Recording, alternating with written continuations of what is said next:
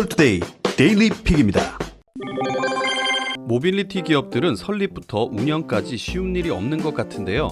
설립 이래 3년여간 적자를 벗어나지 못했던 카카오 모빌리티가 흑자 전환의 가능성을 보여줬습니다. 카카오 모빌리티는 규모를 확장해가는 상황에서 수익성은 꾸준히 개선하는 모습인데요. 카카오 모빌리티는 2017년 카카오 본사 모빌리티 사업 부문이 분사해 신설 법인으로 설립됐습니다. 매출은 빠르게 증가했지만 적자 규모도 계속 커졌는데요. 손실 규모는 계속 늘었지만 매출 증가폭과 비교해서 보면 적자폭은 줄고 있습니다. 회사 설립 직후 택시 업계와 충돌을 최소화하고 제도권에서 안정적으로 서비스를 제공하기 위해 법인 택시 회사를 직접 인수하는 등 공격적인 투자로 출혈이 계속됐는데 서비스들이 자리를 잡아가면서 적자폭이 줄고 있는 것으로 풀이됩니다. 카카오 패밀리에서 카카오 모빌리티는 간편 결제 서비스 카카오페이 등과 함께 신사업으로 분류되는데요. 2분기 카카오 신사업 부분 매출은 모빌리티 신규 매출 확대에 힘입어 전년 동기 대비 149%, 전분기 대비 26% 오른 1,268억 원을 기록했습니다. 카카오 모빌리티는 그동안 카카오티라는 하나의 앱을 통해 다양한 서비스를 제공해 왔는데요. 수익 측면에서 보면 에이스는 대리 서비스였습니다. 카카오 모빌리티는 지난해 대리기사 배차 프로그램 업체를 인수하면서 시장 내 점유율을 늘렸고 1위 사업자로서 입지를 강화해 나가고 있습니다. 이런 가운데 카카오 모빌리티는 대리 외에 택시 서비스에도 이익을 낼 수 있는 유료 서비스 모델 발굴에 적극적입니다. 인공지능 기술을 기반으로 주변 택시기사 운행 이력을 분석, 수락률이 높은 기사와 이용자를 연결해주는 스마트 호출 서비스 등이 대표적입니다. 회계부정 사건으로 전세계 핀테크 업계에 충격을 주고 있는 와이어카드 사례를 반면교사 사례로 삼아야 한다는 보고서들이 연이어 나오고 있습니다. 핀테크 기업들에도 기존 금융회사만큼의 리스크 관리와 감독이 요구된다는 것이죠. 금융권에 따르면 지난달 말 여신금융연구소는 독일 핀테크 업체 와이어카드의 회계부정 사건과 향후 전망이라는 보고서를 발표했습니다. 1999년 독일에서 설립된 와이어카드는 전자결제 서비스를 기반으로 급성장했습니다. 와이어카드는 2018년 말 기준 총 자산이 약 8조 원, 매출 약 2조 8천억 원을 기록했는데요. 와이어카드는 일본의 손정희 회장이 이끄는 소프트뱅크의 투자를 받기도 했으며 한때 시가총액이 독일 도이치뱅크를 넘어서기도 했습니다. 이에 와이어카드는 독일의 대표 핀테크 기업을 넘어 독일의 대표 금융회사로 주목을 받았는데요. 그러나 2019년 내부 고발을 통해 와이어카드가 가공거래로 매출을 부풀렸다는 의혹이 제기됐습니다.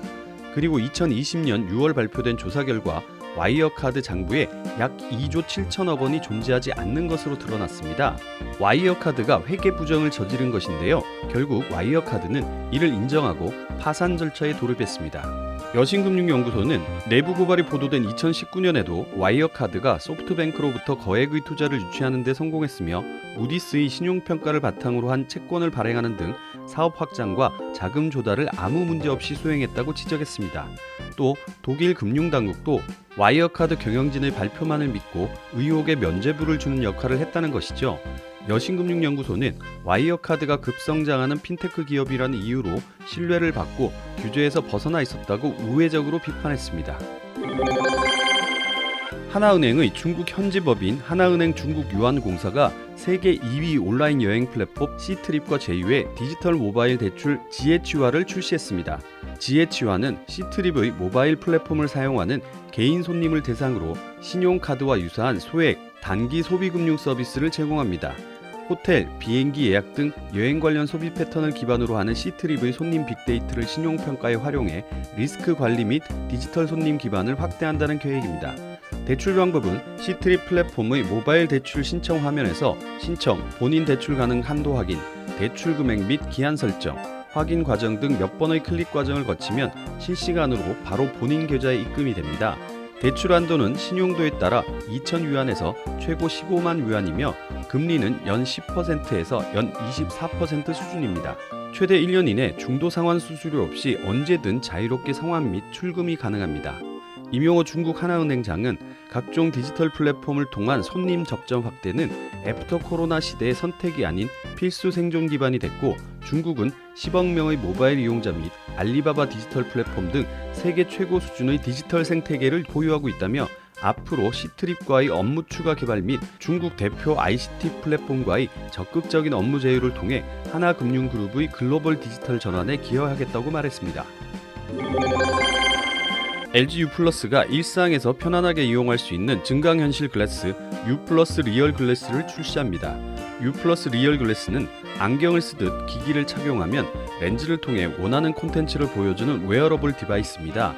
렌즈가 투명해 서비스 이용 중에도 앞을 볼 수 있고 이용자를 둘러싼 360도 공간에 콘텐츠 화면 배치 및 크기 조정을 자유자재로 할 수 있다는 설명입니다. 기존에는 마이크로소프트, 구글과 같은 글로벌 기업들이 B2B 시장을 공략한 AR 글래스를 출시한 바 있습니다. 다만 $2,000 이상의 높은 가격과 300g이 넘는 무게로 시장이 확산되지는 못했습니다. 머리에 쓰는 형태인 AR 헤드셋도 활용성에 한계가 있었습니다. 이에 LG U+는 세계적으로 주목받는 스타트업 엔리얼의 초경량 AI 글래스 엔리얼 라이트와 자사의 5G 서비스 콘텐츠로 시너지를 내 고객들에게 새로운 미디어 경험을 제공한다는 계획입니다. U+ 리얼 글래스에서 가장 눈에 띄는 점은 최대 100인치 이상까지 확장이 가능한 화면 사이즈인데요. 스포츠 경기나 영화, 콘서트 등을 관람할 때도 압도적인 몰입감을 느낄 수 있습니다. 콘텐츠 옆 빈 공간에는 또 다른 콘텐츠를 넣을 수도 있습니다. 가령 U+ 프로야구 앱으로 실시간 스포츠 중계를 보며 동시에 옆 화면에선 포털 검색창을 열어 궁금한 선수 이름 검색이 가능합니다. 유튜브를 시청하며 친구와 SNS로 대화하거나 영상회의를 하면서 메모 앱에 기록을 할 수도 있습니다. 화면은 위, 아래, 좌우 자유롭게 배치할 수 있으며 최대 3개의 앱 화면까지 동시에 볼 수 있습니다.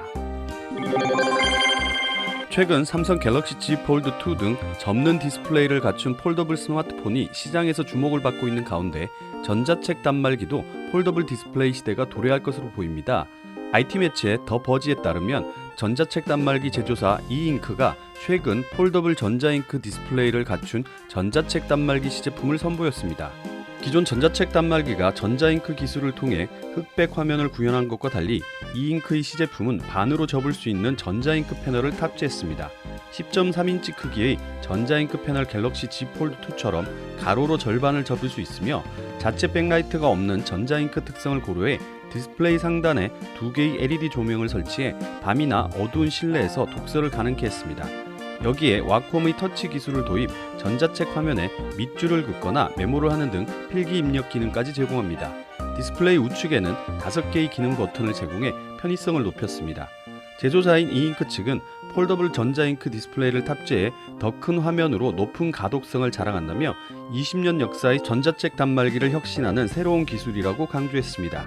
이잉크는 현재 개발 마무리 단계이며 구체적인 출시 시기와 가격은 추후 공개될 예정입니다. 애플의 주가가 천정부지로 치솟으면서 시가총액 2조 달러에 근접했습니다. 이에 따라 팀 쿡 애플 CEO의 자산 가치도 올라가 개인 자산이 10억 달러가 넘는 억만장자 대열에 합류했습니다. 미국 유력 경제 매체인 포춘은 팀 쿡 애플 CEO가 억만장자 대열에 합류했다고 전했습니다. 1998년 애플에 입사한 팀 쿡은 2011년 8월 스티브 잡스 사임 이후 애플의 CEO로 취임했습니다. 취임 당시 3,500억 달러 수준이었던 애플의 시가총액은 2020년 8월 10일 기준으로 1조 9,280억 달러를 기록해 2조 달러 고지를 눈앞에 두고 있습니다. 취임 후 9년 동안 기업 가치가 5.5배나 오른 것이죠. 애플 주가 상승에 따라 포춘은 팀 쿡 CEO의 자산이 주식과 배당, 보너스 등을 합해 총 약 1조 2천억 원 수준일 것으로 추정했습니다. 팀 쿡 CEO 자산 대부분은 애플 주식으로 현재 84만 주를 보유하고 있는 것으로 알려졌습니다. 그의 연봉은 1억 3,300만 달러이며 연봉의 80%를 애플 주식으로 받습니다. 때문에 애플 주가가 상승하면 할수록 그의 재산도 늘어나는 구조이죠.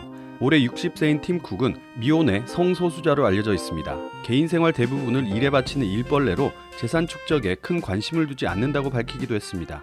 2015년에는 언론 인터뷰를 통해 은퇴하면 재산 대부분을 기부하겠다고 공언했습니다. 행복한 하루 디지털 투데이였습니다.